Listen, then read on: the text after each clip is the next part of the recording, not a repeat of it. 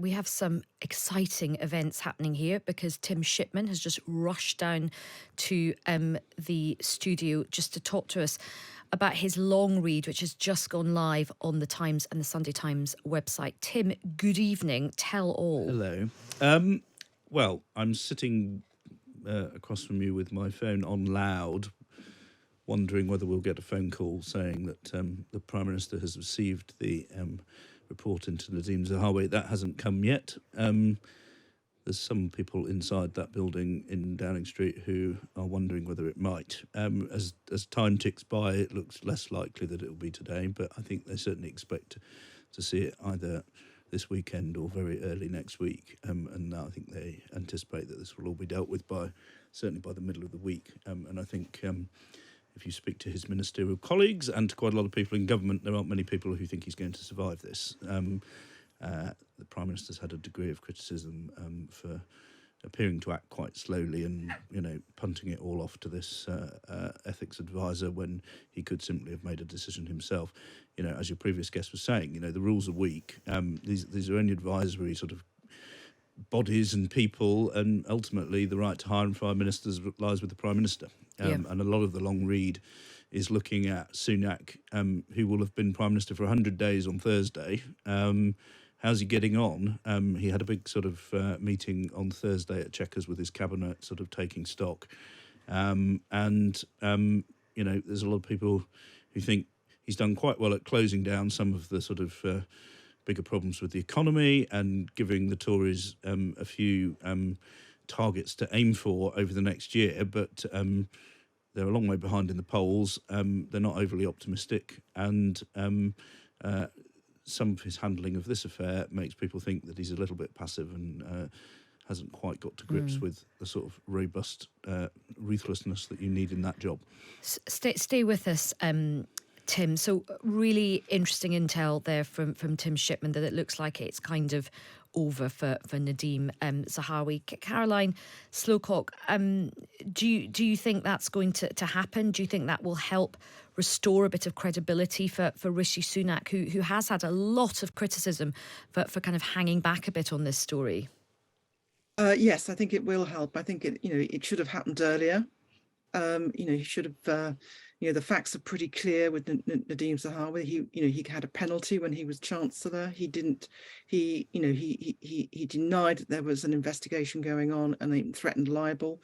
These are very serious things which we know to be true. So he should have acted sooner. But yes, it's good.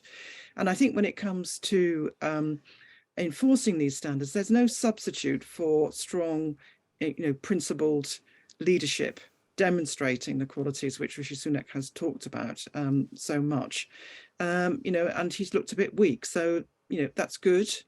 But I do think also, I do agree that the standards arrangements need to be significantly strengthened. And I think there are some, which as that committee has recommended, but I think there's some other things as well.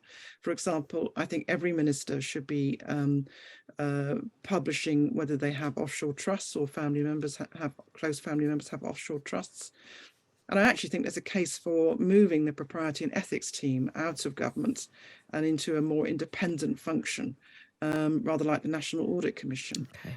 Because I think there's a danger that they're just a little bit too close to ministers, trying to kind of solve problems, rather than actually trying to give some really clear advice. But particularly with local elections coming up on the horizon, Tim. Yeah, that's right. I mean, my understanding is the same as Jim's, that the RAB report is much more complicated and further off.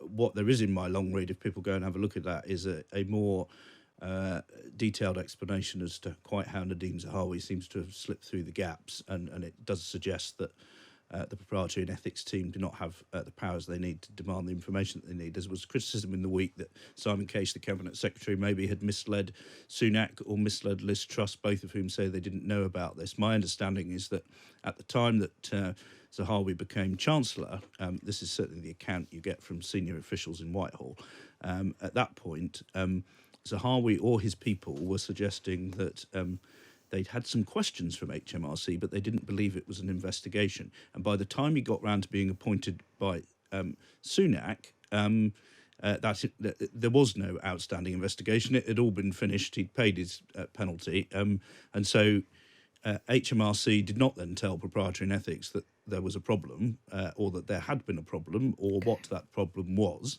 but that, that there was no longer any impediment to him being made a minister. It would seem that Nadhim Zahawi did not volunteer that information, because Rishi Sunak is adamant that he didn't know that, and my understanding is that Simon Case takes the same position. So it looks very much like the senior politician and the senior civil servant had information kept from them by Mr Zahawi. Yeah. And if that's the case, it's quite easy to see why he might lose his job. And that was the argument, actually, that Gus O'Donnell was making on Times Radio early in the week, saying, look, we're all looking for people to blame here, but actually Nadhim Zahawi is the person who's possibly not disclosed things.